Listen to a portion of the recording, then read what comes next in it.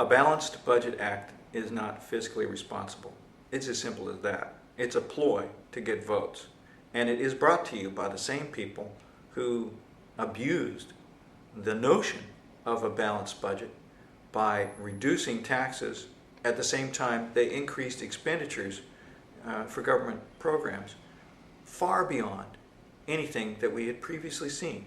Now they're running the same number on us, telling us that we need to support a balanced budget act, which would basically tie the hands of government programs and ultimately result in adding greater wealth to those super wealthy who benefited from the last go-around. What we need to face up to in this country now, and we've got to take Congress back and do the facing up, what we need to face up to in this country is we are 17th in the world in math education, and we are 24th in the world in science education. And Congress has to shoulder a large measure of blame for that because of the programs that it has pursued, that it has adopted at the urging of the previous administration. No Child Left Behind was an unfunded mandate. What that means is the federal government placed regulation on schools without providing any funds for it. I've been a public school teacher. I spent a fair amount of my career teaching public school, and I actually spent most of that teaching teachers how to teach math and science. And I want to tell you this, it doesn't have to do with scores. What it has to do with is inspiration. What we need to do that we're not doing as well as the rest of the world is inspire kids to pursue careers in math and science. Their inspiration, their interest, their excitement about a field that involves math and science is what is going to drive them to be better math and science students.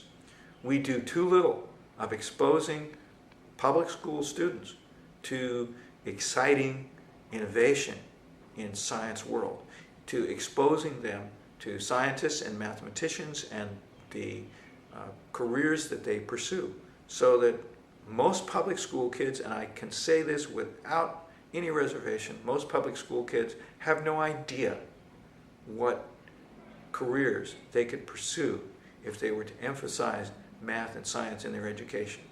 And if we allow Congress to pass a balanced budget act, it's going to impact on federal funding for education that presently is helping inspire programs like the Race to the Top, which is providing grants for innovative educational programs such as I just suggested.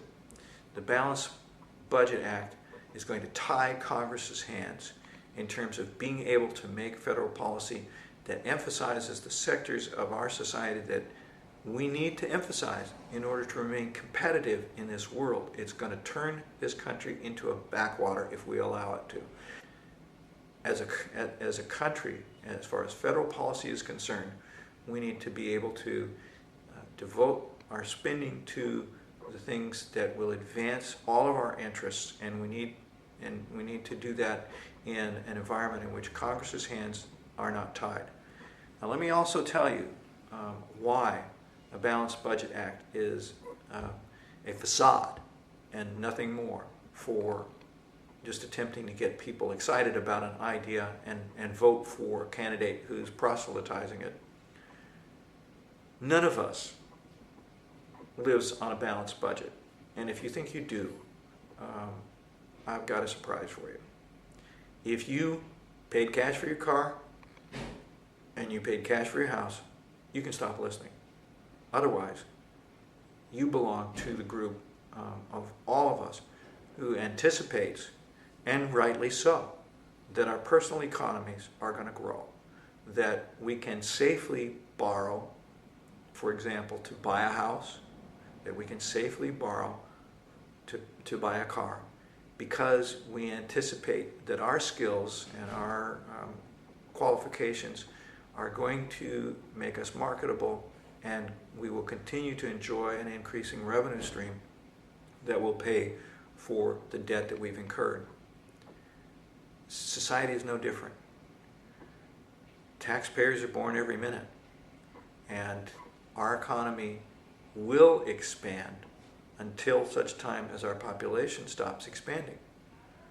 The issue is good stewardship for an expanding economy, and also the understanding that there will be more revenue down the road to pay for a certain amount of judicious borrowing, which this country's engaged in for a century now. There will be additional revenue to pay for a certain amount of borrowing, and we can do that responsibly. We are in a situation where our previous Congresses drove us into the ditch economically, and we have an enormous and very scary deficit that we're facing. But we also live in an economy that is expanding and that can pay for that, can pay off that deficit and can pay off those programs as long as we are responsible and we focus on arresting wasteful programs, wasteful procedures in government programs that exist, and meeting the commitments that we have and being conservative about undertaking new commitments, like wars in Afghanistan and Iraq, like taking on new commitments both at home and abroad, and being judicious about investing in the things that make sure or drive our economy forward, most important of which is innovation, and right alongside that, education. We can bring the deficit under control, and a large part of that is embodied in the Healthcare Reform Act. We had a crazy system for financing healthcare, and we are beginning with the Healthcare Reform Act to revamp the way in which we finance healthcare so that we cannot be victimized by the CEOs of the top 7 health insurance plans in the country, which took $200 million in compensation, enough to build 2 medical schools in the space of time between 2008 and 2009.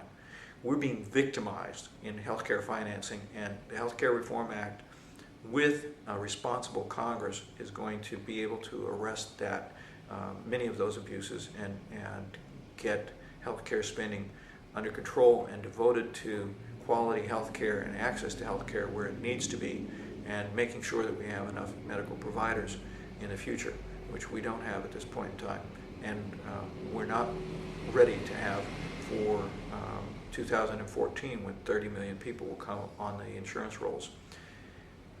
The economy, yes, is indeed complex, and it cannot be resolved with a simple phrase like balanced budget.